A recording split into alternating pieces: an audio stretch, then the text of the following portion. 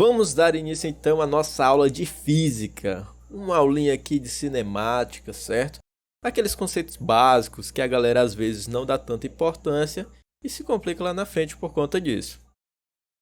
O primeiro conceito a ser analisado é o ponto material. O que é um ponto material? Quando temos um ponto material? Bem, estamos estudando cinemática. Estudamos então o movimento dos corpos. Ainda não estamos preocupados com a causa desses movimentos, certo? Quando as dimensões ou tamanho desses corpos não importa, chamamos eles de ponto material, entendeu? Pronto, é isso. Mas professor, ainda não entendi direito, me dê um exemplo. Beleza, vamos ver. Temos aqui o estado de São Paulo e o estado do Rio de Janeiro. Daí tem um carinha aqui em São Paulo com muita pressa querendo ir para o Rio. Então ele vai e pega o avião para o Rio. Aí o cara tá lá no avião viajando a 210 km por hora. Vai fazer diferença o tamanho do avião? Faz diferença se for um jatinho ou um Boeing, sendo que a velocidade vai ser a mesma? Não faz, né? Não faz diferença. Podemos então considerar o avião como um simples ponto no céu, sem tamanho nenhum, e nossa análise não será prejudicada. Quando isso ocorre, chamamos o corpo de ponto material ou partícula. Você pode encontrar por aí esses dois nomes, certo? Lembrando que, apesar de desprezarmos as dimensões do corpo, nós ainda levamos em conta a sua massa. Por isso chamamos de ponto material. É um ponto que tem matéria, tem massa, beleza? Um outro exemplo que a gente pode ver é o da Terra orbitando o Sol. Não vai fazer nenhuma diferença na nossa análise se considerarmos o planeta Terra como um ponto. O movimento em torno do Sol será o mesmo. Mas professor, e se eu não puder desprezar o tamanho dos corpos? Bem, aí vamos chamá-los de corpo extenso. Nós temos um corpo extenso quando as dimensões dele importam. Vejamos um exemplo. Dessa vez eu tenho dois carinhas querendo atravessar a porta. Um tem esse tamanho aqui e o outro tem esse tamanho. Eu posso, como na situação anterior, desprezar o tamanho deles? Lógico que não, né? Não posso. O cara menor, ele consegue passar de boa pela porta. Agora, quando vamos ver a situação do cara grande, fica bem claro que ele não conseguirá passar, a menos que ele se abaixe. Então, nós percebemos que a altura é um fator importante. Logo, devemos tratar os dois carinhas como corpos extensos. Um último exemplo para consolidar o aprendizado. Agora eu tenho um estacionamento. Estão ali as vagas, a primeira, a segunda, a terceira. Cada uma no tamanho mínimo de uma vaga, que é de 2,5 metros de largura por 5 metros de comprimento.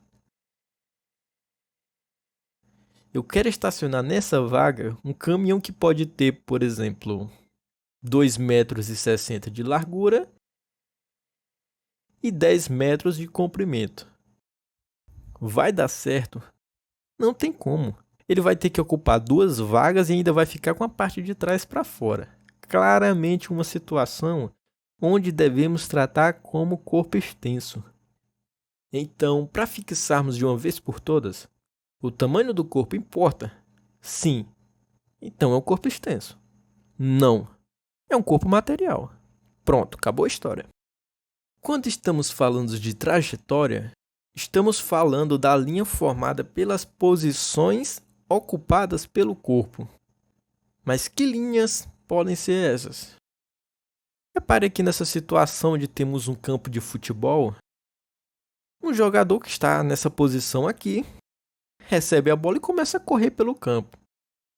Primeiro ele vem nessa direção, depois ele sobe, daí ele avança. Essa linha, que foi formada na tela do seu celular ou do seu PC, representa a trajetória do jogador ao realizar a jogada. E o conjunto de todas as posições em que ele esteve é o que a gente chama de trajetória, ok? A mesma coisa acontece com uma andorinha voando pelo céu. Ela se encontra aqui numa posição inicial, faz seu voo, e o caminho pelo qual ela voou, esse aqui, é a sua trajetória. O próximo conceito que iremos ver é o conceito muito importante, que é o referencial. O referencial ele é um ponto, ou um corpo, ou até mesmo um sistema de coordenadas utilizado como referência para analisar posições.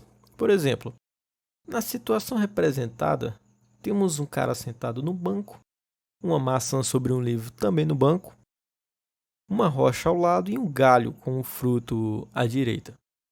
Se eu te pergunto, qual é a distância do rapaz? Você não consegue responder.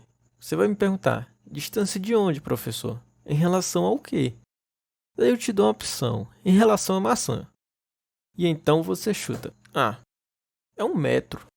Nesse caso, a maçã foi o nosso referencial, porque você usou ela para determinar a posição do garoto. Eu poderia perguntar também a distância dele em relação à rocha ou em relação ao fruto no galho. Percebe que todos esses elementos podem ser referencial. O que é muito comum de acontecer na física é utilizarmos o plano cartesiano como referência. Eu traço um eixo na horizontal, o eixo na vertical e uso o centro como ponto de referência para determinar as posições.